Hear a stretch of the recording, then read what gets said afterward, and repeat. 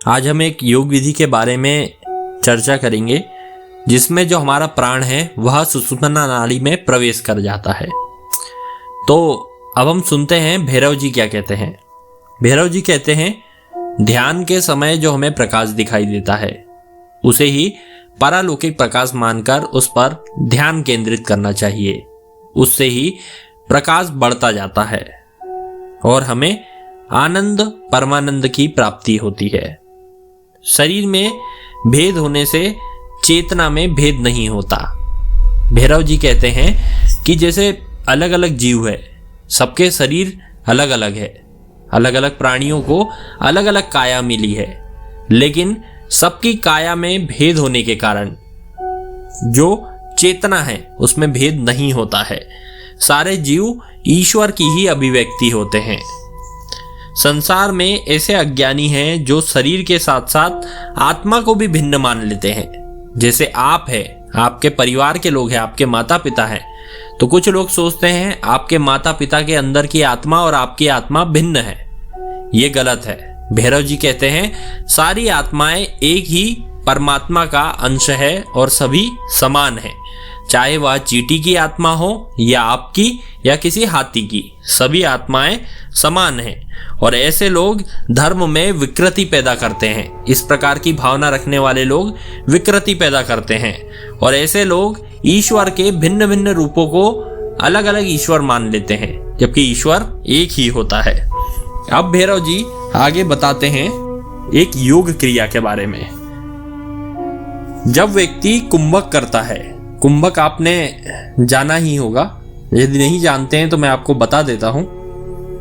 कुंभक का अर्थ है जब आप श्वास लेते हैं और छोड़ते हैं, उसके मध्य में आप अगर श्वास को या अपने प्राण को या अपान वायु को कहीं स्थिर कर लेते हैं, या तो शरीर से बाहर या तो शरीर के अंदर, उस स्थिति में प्राण का स्तंभन हो जाता है, प्राण वहीं रुक जाता है। उसे हम क्या कहते हैं? कुंभक। इस स्थिति में प्राण जो होता है वह गतिहीन हो जाता है।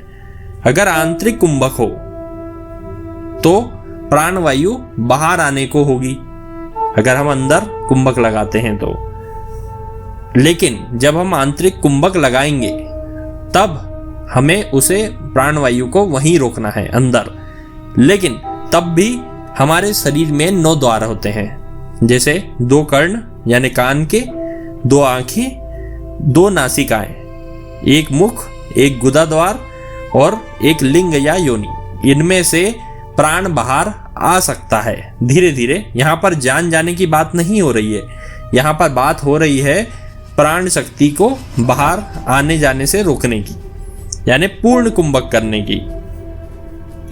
लेकिन योग क्रियाओं में कुछ ऐसी क्रियाएं हैं जिनसे ये सारे 9 द्वार क्या कर लिए जाते हैं? बंद। जब ये 9 द्वार बंद होते हैं और प्राण जब जाने को उसको जगह नहीं मिलती, हम आंतरिक कुंभक कर लेते हैं, तो प्राण सुषुम्ना नाड़ी में प्रवेश कर जाता है। जब प्राण सुषुम्ना नाड़ी में प्रवेश करता है तो हमें ऐसा महसूस होता है जैसे चींटी चल रही है, रेंग रही है, और उस नाड़ी का उदय होता है, अर्थात वह हमें ज्ञात हो जाती है कि यह सुषुम्ना नाड़ी है। तो सबसे पहले हमें प्राण को अंदर खींचना है, आंतरिक कुंभक करना है, अपने 9 द्वारों को निषेध करना है और फिर प्राण अपने आप ही जगह खोजकर आपकी सुषुम्ना नाड़ी को जागृत कर देगा और उसके अंदर प्रवेश कर जाएगा। इसी क्रिया को बार बार दोहराना है ताकि हम अपनी कुंडलिनी ऊर्जा को ऊपर उठा सके।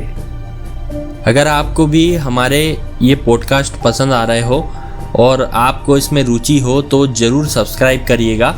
इससे हमारा उत्साहवर्धन होता है और हमें प्रेरणा मिलती है कि आपको और नई नई जानकारियाँ हम देते रहें ताकि आपकी आध्यात्मिक उन्नति सरल हो।